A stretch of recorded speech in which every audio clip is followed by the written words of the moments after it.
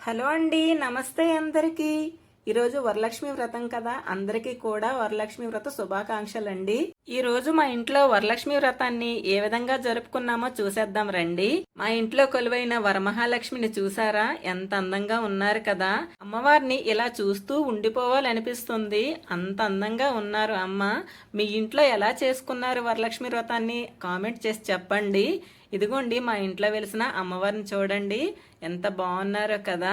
ఉదయాన్నే లేచి స్నానాలు చేసుకుని దీపారాధన చేసి అమ్మవారి అలంకరణ అయితే స్టార్ట్ చేశాము. అమ్మవారి పీఠానికి పసుపు రాసి అష్టదళ పద్మం ముగ్గు వేసి అమ్మవారి పీఠాన్ని అయితే చక్కగా తయారు చేసుకున్నాము. వెనకాల బ్యాక్ డ్రాప్ అయితే ఆన్లైన్ లో క్లాత్ తీసుకున్నామండి. లాస్ట్ ఇయర్ అయితే అరిటాకులతో చేసాము, చాలా బాగా వచ్చింది కానీ కష్టం అనిపించింది అనమాట, చాలా టైం పట్టింది. ఇదిగోండి మా పూజా గది.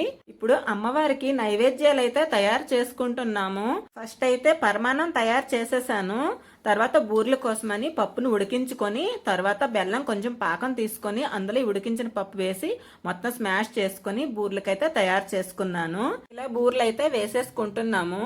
బూర్లు అయితే వేసేసానండి.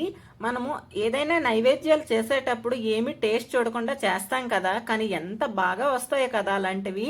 మామూలుగా ఏమైనా చేసేటప్పుడు అంత టేస్టీగా రావండి. ఇప్పుడు గారెలు అయితే చేసేసుకుంటున్నాను. ఇలా గారెలు కూడా అయిపోయిన తర్వాత దద్దోజనం అయితే చేసేసానండి.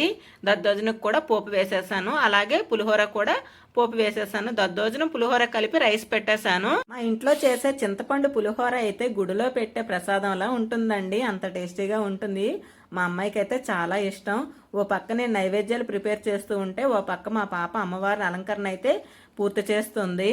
ఈ కాయిన్స్ తో అయితే అమ్మవారి ప్రతిమ పెట్టడానికి బౌల్ కి అయితే కాయిన్స్ తో డెకరేట్ చేసిందండి.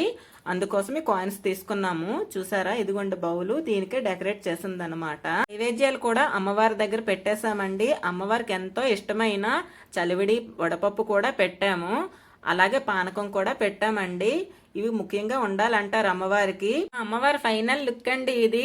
అమ్మవారిని అయితే ఇలా డెకరేట్ చేసుకున్నాము, ఇలా పూజ చేసుకున్నామండి. మీరు ఎలా చేసుకుంటారో కూడా చెప్పండి. పూజ పూర్తయిపోయిన తర్వాత మా వారి పాదాలకు నమస్కరించుకొని ఆశీర్వాదం అయితే తీసుకున్నానండి. మా వారి ఫేస్ చూపించడానికి అయితే ముందుకు రాలేదు. అలాగే సాయంత్రం అయితే వాయినాలు అయితే ఇచ్చానండి. సాయంత్రం 5 ముత్తైదువులు పిలిచి వాళ్ళని కూర్చోబెట్టి కాళ్ళకు పసుపు రాసి గంధం పూసి బొట్టు పెట్టి ఇలా ముత్తైదువులకు చేస్తుంటే ఎంతో ఆనందంగా అనిపించింది. ఎందుకంటే సాక్షాత్తు లక్ష్మీదేవికే చేస్తున్నంత ఆనందంగా ఉందండి. ముత్తైదువులకి వాయినం ఇచ్చి వాళ్ళ దగ్గర ఆశీర్వాదం కూడా తీసుకున్నాను. ఈ సంవత్సరం వరలక్ష్మి వ్రతం అయితే ఇలా కంప్లీట్ చేసుకున్నాను. మా పూజ ఎలా ఉందో ఒక కామెంట్ చేయండి. అలాగే మా ఛానల్ని లైక్ చేసి సబ్స్క్రైబ్ చేసుకోవడం మాత్రం మర్చిపోకండి. మీరు కూడా ఎంతో ఆనందంగా వరలక్ష్మి వ్రతాన్ని కూడా చేసుకుని ఉంటారు కదా. అలాగే thank you for watching. Bye bye.